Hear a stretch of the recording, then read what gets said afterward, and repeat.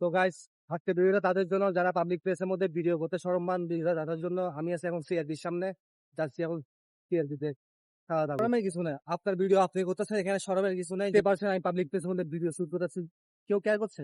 Care করছে না। যার যার কাজে সে ব্যস্ত আছেন, আপনিও আপনার কাজে ব্যস্ত থাকুন, ভিডিও করতে থাকুন, শুট করে থাকুন। ঘর থেকে বেরুন, আপনার যে কমফর্ট জোন থেকে বের হন। যতদিন না আপনি কমফর্ট জোন থেকে বের হবেন ততদিন পর্যন্ত নিতে হবে না। কোনো কাজই ছোট না। ছোট থেকে ছোট কাজ, বড় থেকে বড় কাজ, সব কাজে সমান। সবসময় একটা কথা মনে রাখবেন, আপনার ঘরে কেউ চাল ডাল দিয়ে যায় না। তাই যা করবেন এখনই করা শুরু করুন। আইডিয়া আছে, হ্যাঁ ভাবছেন আমি আজকে করবো কাল করবো, এই করতে করতে দেখবেন অন্য একজনের সেটা আপনার আইডিয়াটা করে বলতে। তাই আজ করবো কাল করবো না করে করে ফেলুন যা করার।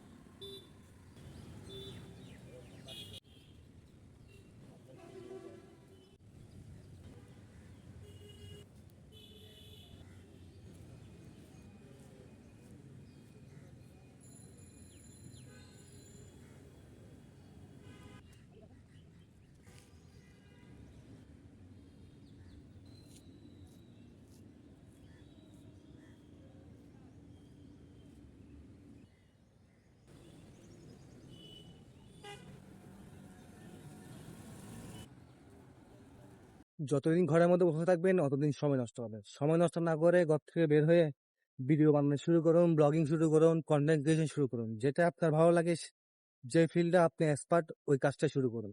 আপনাদেরকে এটা শিখাবো কিভাবে পাবলিক প্লেসের মধ্যে কথা বলতে হয় সেটা।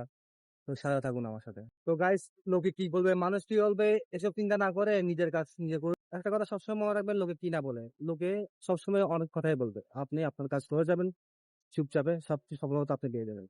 তো দেখা হবে আর নতুন আরেকটি ব্লগে। সাথে থাকুন। যেগুলো টিপ দিচ্ছি আশা করি আপনাদের ভালো লাগলো। আর চেষ্টা করবেন ওই টিপ গুলা এক্সপার্ট হতে। কারণ ঘরে বসে থেকে লাভ নেই, নিজের কাজ নিজে করুন, শরম পেয়ে লাভ নেই। আমার সামনে কথা বলার প্র্যাকটিসটা করুন। তো গাইস, একটা কথা সবসময় মনে রাখবেন, নিজেকে কখনো কম মনে করবেন না। আপনি আপনার জায়গায় পারফেক্ট, আপনি আপনার জায়গায় সফল। আপনার যে ট্যালেন্টটাকে আপনি কাজে লাগাবেন। আপনি কি ট্যালেন্ট, আপনাকে নিজ থেকে নিজেকে প্রশ্ন করুন, আপনি কি করতে চান, আপনার ট্যালেন্ট কি। যদি আপনার ট্যালেন্টটা পেয়ে যান তো তাহলে ভালো, ঠিক আছে না?